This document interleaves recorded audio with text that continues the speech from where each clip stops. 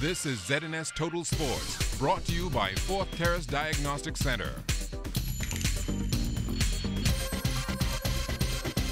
Welcome to sports, everybody. The Bahamas Olympic Committee making some changes to keep up with their counterparts from around the world. We hear about their newest initiative tonight from Charles Fisher.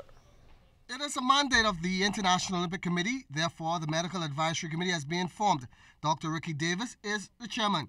The first assistant chairman is Dr. Eugene Smith. Second assistant chairman, Dr. Dwight Marshall. Dr. Gemma Roll is the third assistant chairman. The first physician to travel with a Bahamian Olympic team, Dr. Patrick Roberts, is the advisor. Mr. Sterling Coyne, the medical legal advisor. Dr. Charlene Wallace, public relations. The chaplain is Dr. Basil Cumberbatch. The secretary, Kareem Wallace. Mistress Kimberly Davis is the assistant public relations. And Catrice Robinson, officer in charge of the Freeport Division.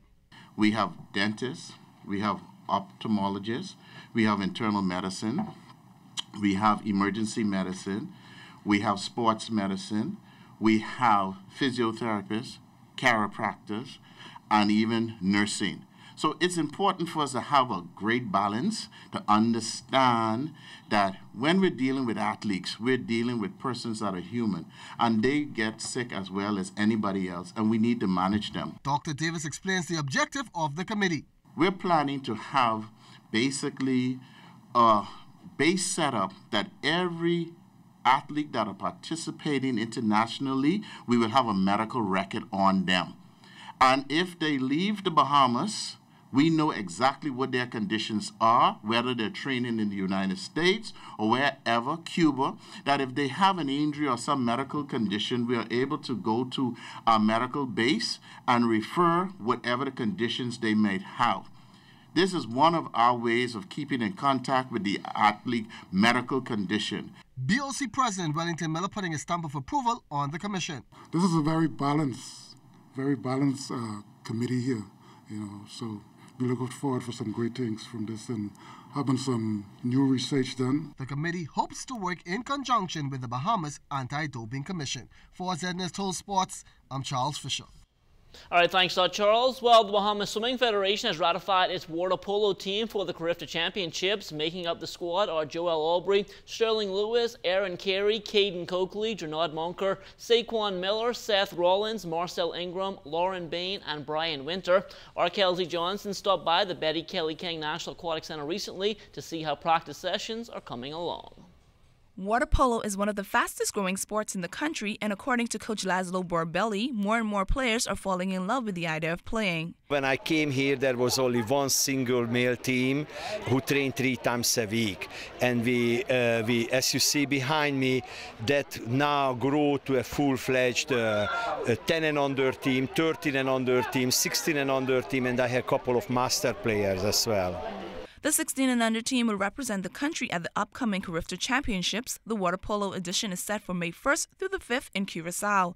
The 13-member team was named on Sunday by swimming chief Algernon Cargill. Since then, Borbelli has designed a more intense workout for members of the team, hoping to build their stamina and endurance for matches. The entire team is entered to swim meets together with the swimmers, and they're swimming 50-meter freestyle, 100-meter freestyle, and they try to compete and make it to the national swimming championship.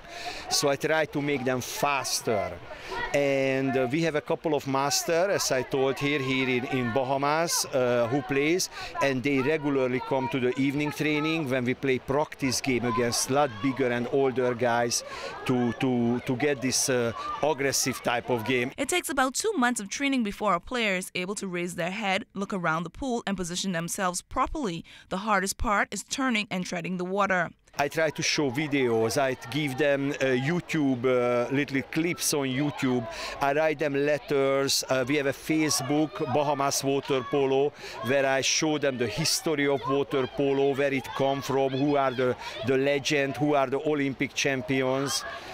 I try to give a full circle of knowledge. An open invitation is extended to female players as the Bahamas Swimming Federation hopes to field a female squad at the next hosting of the Carifta Swimming Championships. I have girls, but it's always like I have 3-4 girls, and for a team I need at least 10. But definitely, why not? Female team, absolutely, I'm all for it. Kelsey Johnson, ZNS Total Sports.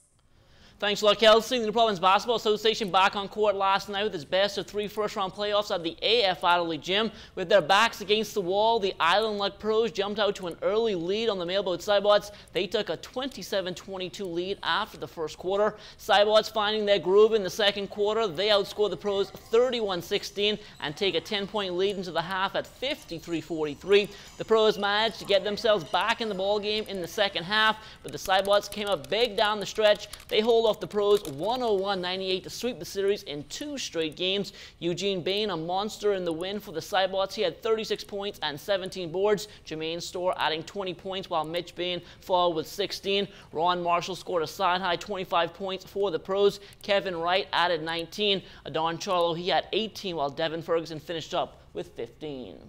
And that will do it for sports, but don't go anywhere. There's more to come after the break.